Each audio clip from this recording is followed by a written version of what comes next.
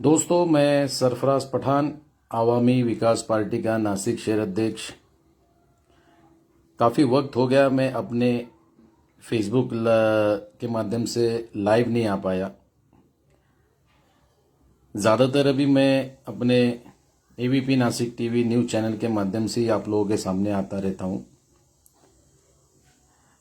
आज सोचा मैं कि अपने फेसबुक आईडी से भी आप लोगों के साथ में लाइव आऊँ। ये मेरा पर्सनल आईडी है, सरफराज शेर खान पठान के नाम से। करीबन 2-3 दिन से सोशल मीडिया पे 3 टॉपिक चल रहे हैं। एक्चुअली सोशल मीडिया नहीं, वो तो मीडिया का ही भाग है, लेकिन हम लोग अभी टीवी कम देखते हैं और सोशल मीडिया ज़्यादा देखते हैं, तो मुंह से यही निकल जाता है सोशल मीडिया का विषय। मीडिया पे 3 विषय मैं 2-3 दिन से देख रहा हूं, जिसके अंदर एक विषय है धारावी का, दूसरा है भिवंडी का और तीसरा है तीसरा 1 मिनट, वापस से मैं वीडियो अपने इस पे जो यूट्यूब पे देखा हूं उस पे देख लेता हूं, कन्फ्यूजन न को होने। नंदुरबार का पहला है, जैसे मैंने आपको बताया, धारावी, दूसरा है भिवंडी और तीसरा है नंदुरबार। अब विषय क्या है वो थोड़ा शॉर्ट में मैं आप लोगों के साथ में बात करूंगा। बात करने की वजह यह है कि ईद मिलादुन नबी जो नियम से, जो हमारा इस्लामिक तरीके से और कानूनन तरीके से 16 तारीख को था, वो हमने नासिक में 16 तारीख को ही बनाया। लेकिन अलग अलग जगह उसकी तारीख बदली गई। कुछ जगह 18 तारीख, कुछ जगह 19 तारीख को ईद मिलादुन नबी बनाने का निर्णय लिया गया। मैं नासिक के तो मीटिंग में मौजूद नहीं था, लेकिन जो लोग मुझे ईद मिलादुन नबी के विषय पर कॉल कर रहे थे और पूछ रहे थे कि भाई बाकी एरिया में जो तारीख बदली जा रही है, अपने नासिक में तारीख बदलना चाहिए कि नहीं, इस पे आपका क्या बोलना है। तो मैंने कहा भाई मैं इस चीज़ के खिलाफ हूँ। हर बार मुस्लिम समाज बड़े भाई की भूमिका निभाता है, इस बार हिंदू भाइयों ने भी बड़े भाई की भूमिका निभाते हुए जो तय दिन है, जो तय सीमा है, उस हिसाब से ईद मिलादुन नबी बनाने देना चाहिए नासिक के अंदर। तो मतलब भाई मैं तो 16 तारीख के समर्थन में हूँ। उसके बाद उसकी मीटिंग हुई। नॉर्मली ऐसे होता है कि जब कोई सेंसिटिव मैटर पे चर्चा होती है तो मुझे मीटिंग की दावत नहीं दी जाती, क्योंकि पता है मैं सच बोलता हूँ और सच ऑटोमेटिकली सबको कड़ू लगता है। तो जो चर्चा में नॉर्मल चर्चा होती है उस चर्चा की मुझे दावत दी जाती है, चाहे वो किसी भी समाज की या किसी भी डिपार्टमेंट के लोग हो। वो मुझे जेन्युइन चर्चा में, मतलब जहाँ पर हक बात करने के बाद बुरा लगता है, उस चर्चा में वो लोग मुझे नहीं बुलाते। मैं सिर्फ डिपार्टमेंट की या सरकारी डिपार्टमेंटों की बात नहीं करूंगा, मेरे समाज के भी लोग, जहाँ पर हक बात आती है या जहाँ पर सच बोलने की बात आती है, सबको पता है कि सरफराज पठान बोलने में कड़ू है। कड़ू इसलिए है इसके सच बोलता है, तो इसको इस मीटिंग में मत बुलाओ। तो मुझे नहीं बुलाया जाता है, लेकिन मुझे मेरे चाहने वाले जब पता देते हैं कि भाई ऐसी ऐसी मीटिंग है, तो मैं पहुंच जाता हूँ और हक बात करता हूँ।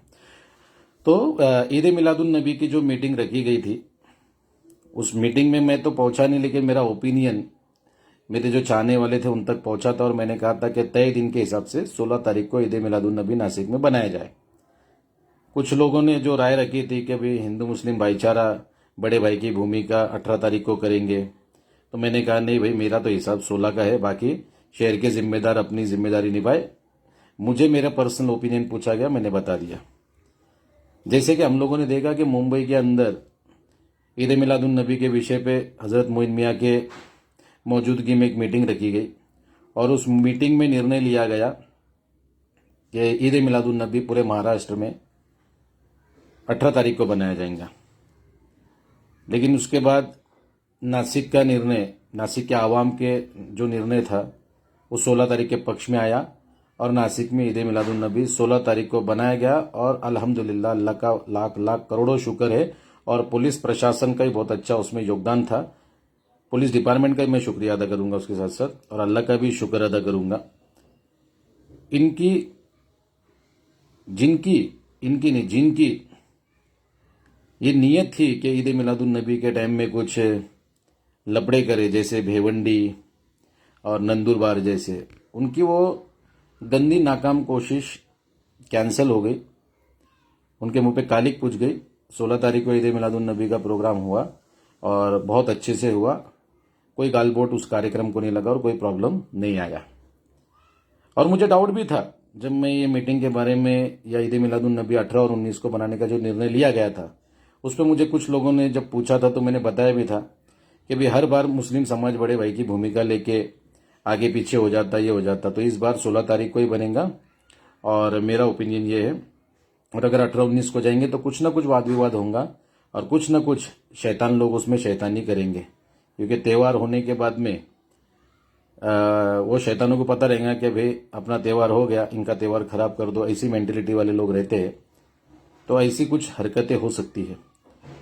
और अब मुझे ऐसा लग रहा है कहीं ना कहीं मेरा जो कैलकुलेशन था, मेरी जो सोच थी, मेरी जो समझ थी, उस हिसाब से मुझे लगा क्या ऐसा होगा। तो आज ये देखने के लिए मिल रहा है कहीं ना कहीं, आज जो भेवंडी में नंदुरबार में जो चल रहा है, तो ये कहीं ना कहीं देखने मिल रहा है।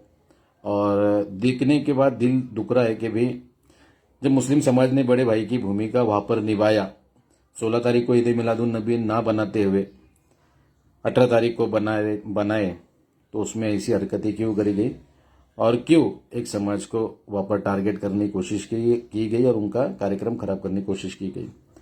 मेरे पास कुछ मीडिया के वीडियोस है, पूरे नहीं बताऊंगा नहीं तो कॉपीराइट आ जाता है चैनल पे। शॉर्ट में दिखाता हूं भेवंडी, नंदुरबार और धारावी का तो एक्चुअली विषय दूसरा है।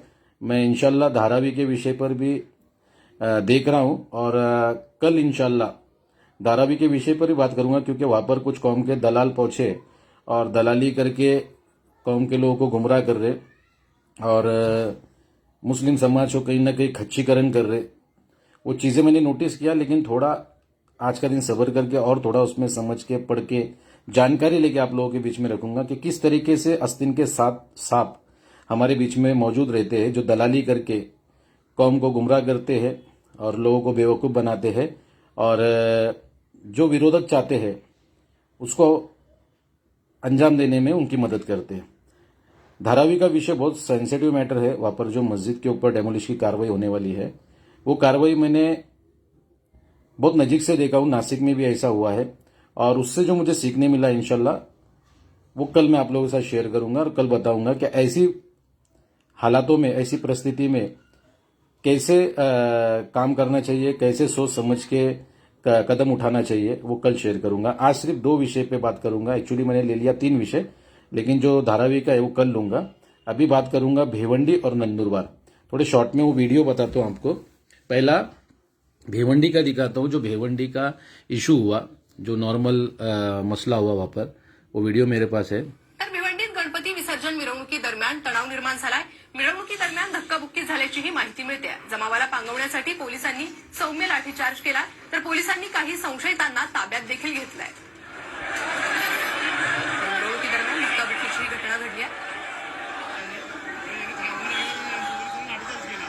भिवंडीत मंगळवारी दुपारपासून गणेश विसर्जन मिरवणुका शांततेत पार पडत असताना रात्री 12:30 वाजताच्या सुमारास भिवंडी शहरातील बंदरपट्टी नाका परिसरात काही 2 गटांमध्ये धक्काबुक्की होऊन त्यातून हाणामारीची घटना घडली आणि त्यामुळे या संपूर्ण परिसरात तणावाचं वातावरण निर्माण झालं होतं।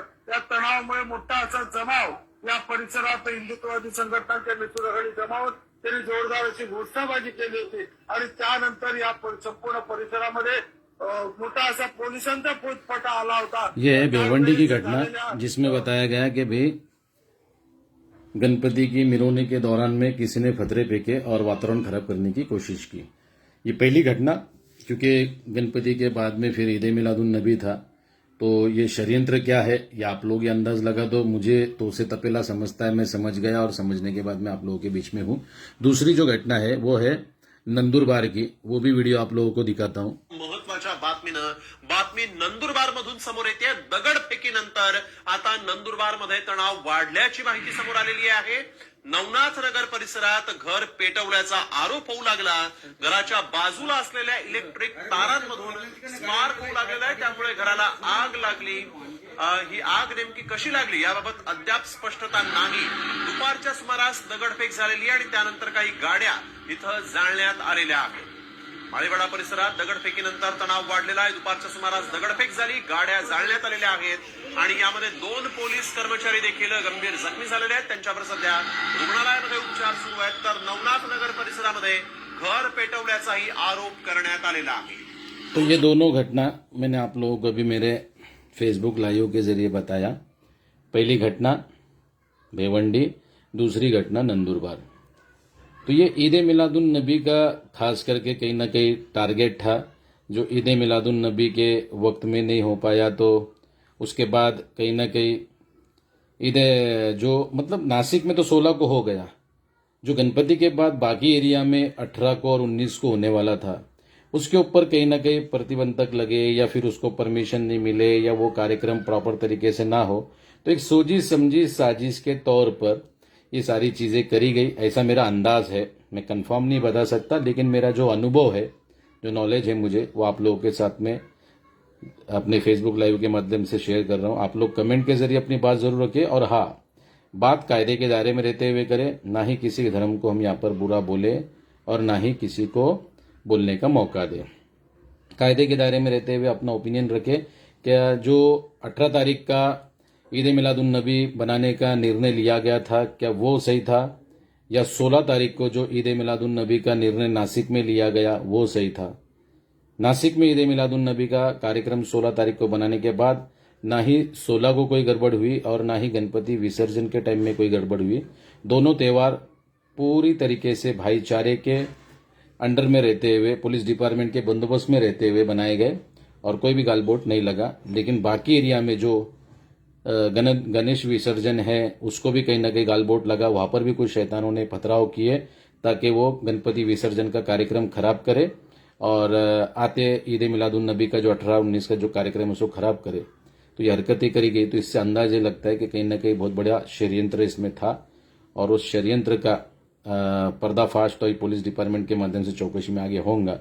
लेकिन आप लोग अंदाज लगाए कि जो 16 तारीख का नासिक का निर्णय था वो सही है या फिर 18 तारीख का जो 19 तारीख का जो लिया गया था वो सही था. और आगे भी जब भी ऐसे कोई इश्यूज आते हैं तो उसमें मुस्लिम समाज ने भाईचारे का जो सबूत दिया है वो ऐसा आगे देना चाहिए. और देना चाहिए तो किस तरीके से, और खास करके ऐसी जो बैठकें होती है इसमें समझदार लोगों को बिठाना चाहिए और समझदार लोगों को बिठा के इसमें काम करना चाहिए. ना समझ लोग बिठाकर सिर्फ और सिर्फ समाज का, एरिया का, शहर का नाम खराब होता है और कुछ नहीं होता है. बेवकूफ़ लोग मीटिंगों में बैठ के सिर्फ मीटिंगों को खराब करने का काम करते हैं और समझदार लोग अगर मीटिंग में होते हैं तो कहीं ना कहीं अच्छा फैसला होता है. कल इंशाल्लाह एक बार फिर से आप लोगों के बीच में लाइव आऊंगा और जो धारावी की मस्जिद का जो मसला है, जो मस्जिद को हटाने का, डेमोलिश करने का, निकालने का जो षड्यंत्र चल रहा है उस पर मैं बात करूंगा. और वहां पर जो अपने कौम के जो नासमझ बोलूंगा मैं उनको, एक्चुअली वो दलाल भी है, वो किसी और पार्टी के प्रवक्ते बन के वहां पर आके दलाली करते हैं और मुस्लिम समाज को गुमराह करते हैं. तो वो नासमझ दलालों को भी जो मैंने अभी तक पढ़ा और समझा और देखा, उनके ओपिनियन सुनने के बाद और अपना ओपिनियन इंशाल्लाह कर रखूंगा. मस्जिद को किस तरीके से बचाना चाहिए और किस तरीके से मस्जिद बच सकती है, अपना अनुभव शेयर करूंगा. क्योंकि नासिक में मैंने ऐसे कुछ मैटरों के ऊपर काम किया हूं और मेरा जो अनुभव है वो आप लोगों तक रखूंगा ताकि नासिक में फिर से ऐसी कोई मुसीबत ना आए और कई और मुसीबत ना आए और उस वीडियो के जरिए स्थानिक लोगों को कुछ मालूमात मिले और वो मोटिवेट हो, ये मकसद रहेगा.